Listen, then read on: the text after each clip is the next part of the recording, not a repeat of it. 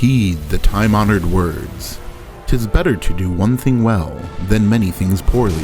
Oh shit! Today's Belmonk build flies in the face of much of my previous build-making philosophy. Instead of variety first, we want to see how far we can take one versatile tool and exploit every aspect of its strengths. No pun intended. So, I gotta ask you, my loyal viewers, If you're some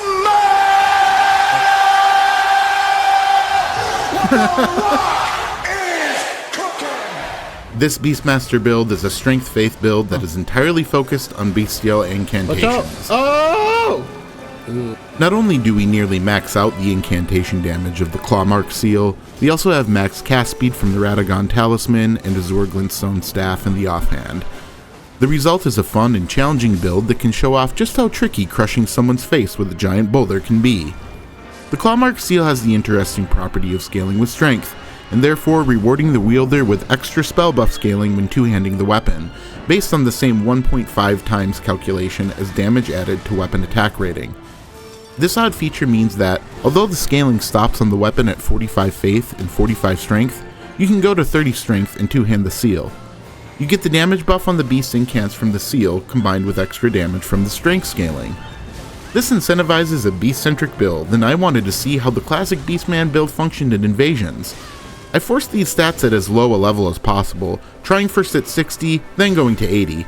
80 gave us some extra survivability against groups on top of the damage we have from the powerful synergies on the build.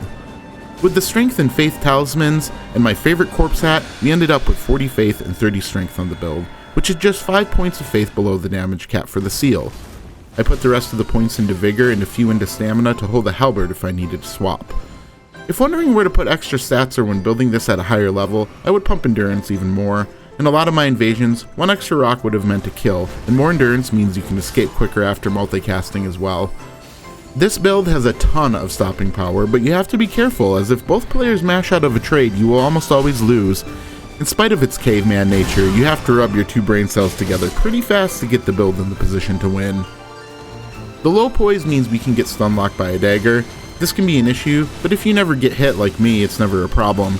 And of course, we are still playing the best game ever made by human beings with all of its eccentricities and fun little quirks. But on a raw damage test, the build is a winner. This beastly build brawls, and if you understand the true power of rock, you can convert kills and invasions pretty quick. Low vigor hosts get one shot, and the true combo nature of rock into rock at max cast speed means you can eliminate even the hardiest of overleveled bananas with your rock spam. The hitbox explodes and lingers, and depending on your ability to free aim, you can stun people who are running towards you and combo them, turn around quickly and hit them out of nowhere, or launch a rock across a whole map and crush their funky little tarnished skull. I have some other options to spice it up here and there. If you're wondering why no pocket sand, well, I just haven't shown the clips yet. In general, I shied away from using it other than as a finisher. Not only because it's not very interesting, but also because it is rather impolite.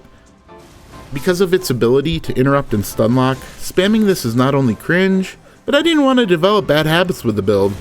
This build is about exploring new and possibly underrated spells, not just pocket sand shotgun light roll GGs.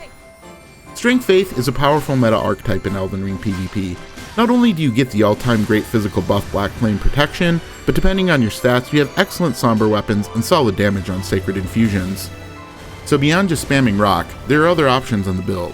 Area of Effect with Black Flame Tornado and Marika's Hammer, range finisher with Black Knife, and a diversity of funky options regardless of your playstyle. So adding the all-powerful rock to other builds can make them stronger if it's not your sole focus. But I've talked about a lot of that stuff before, and today's video is about one thing and one thing only. Rock! Knock your block off with rocks. Put some rocks in your pocket and rock those fox and box rocks and sword knocks. First, let's talk about range.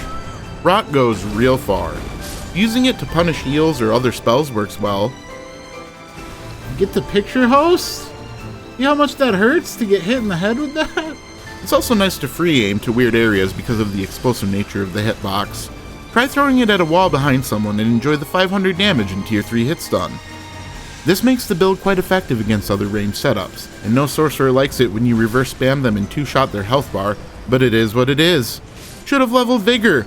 Burger King. Throw rock at people on ladders. Throw rock at PvEers fighting mobs. Throw rock at the bottom of a platform. Throw rocks at your enemies. Throw rocks at your friends. Throw rocks at your family. Rock big. Rock go far. Rock is bomb. While this doesn't have the same arc, area of effect, or damage as Giant's Flame take thee, it moves faster and combos in a way that Giant Flame can't, even at a distance. This is not only the safe way to rock, socks on, but if you want to take the socks off, you gotta rock up close and personal. Not only can rock create massive juicy trades, but on max cast speed the first rock combos into the second. That's right everybody, we've got a true combo! Just look at this beautiful boulder, ripped not from heaven, but from the filthy ground beneath me, slammed into the head of the nearest level 500 double Nagi Phantom while I let out my wooliest cry, oh! These guys want to try and chase you down and triple blend you on Frappe with the Rivers of Blood Eleanor Pole Blade Comet frame traps? Stop on a dime and jam a jumbo-sized rock meatball right into their open mouths. They have setups that are complicated, intricate, and more toxic than white masked bull goats on a Steam Deck at McDonald's. You have rock! And Gurranq be pissed, Gurranq be praised, rock is all you need. Because of the big damage, weird exploding hitbox, range, true combo potential, and general utility, it's a one-tool kit. Beast buyers beware, it's not just a spam tool. Choosing when and where to rock isn't just a button press. You don't get any hyper armor on the cast, and even though it's quick, if they get a read on you and you don't roll out properly, you'll end up with a pile of shit in your hand instead of a rock. Unlocking is also essential with the build. When you're up close, locking on can lead to the boulder sailing over their head and whiffing completely. Instead, depending on their positioning, it might be better to throw the rock on the ground next to them to try to combo off that. I also got in the habit of conditioning people to buffer a roll after the combo and delay the third rock to roll catch.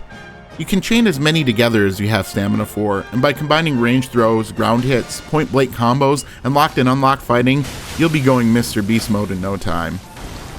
This build was not only a blast to play, it made me better at invasions in general.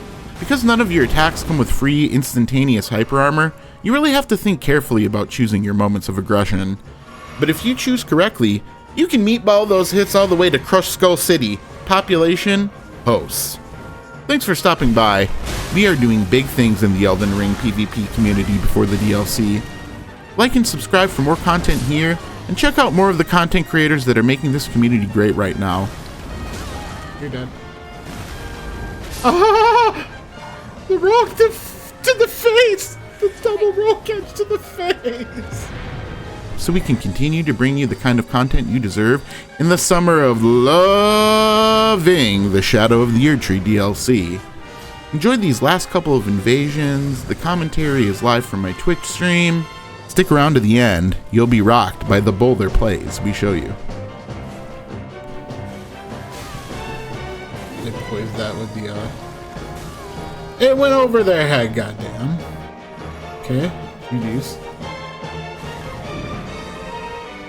Okay. We're out of, use for now. Sacred Blade gamers. Whew.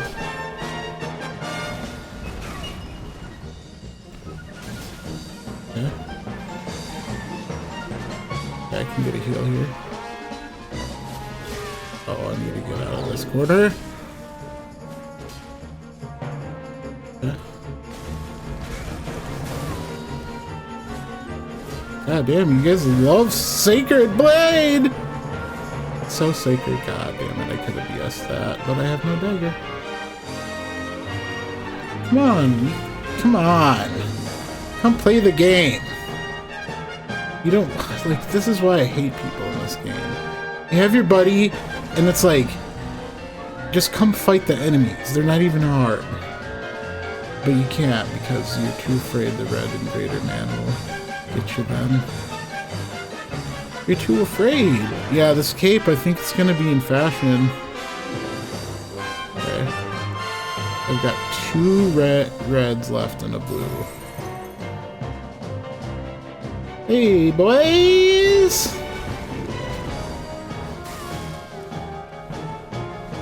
Oh, no, no. I rolled that so bad.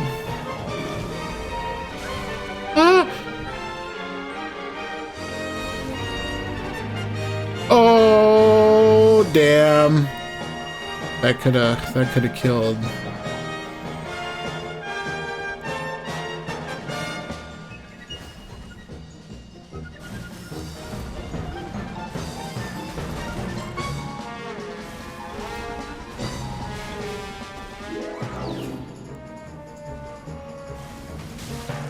Okay, that was a mine hits. Look at them. So Sacred Blade pilled.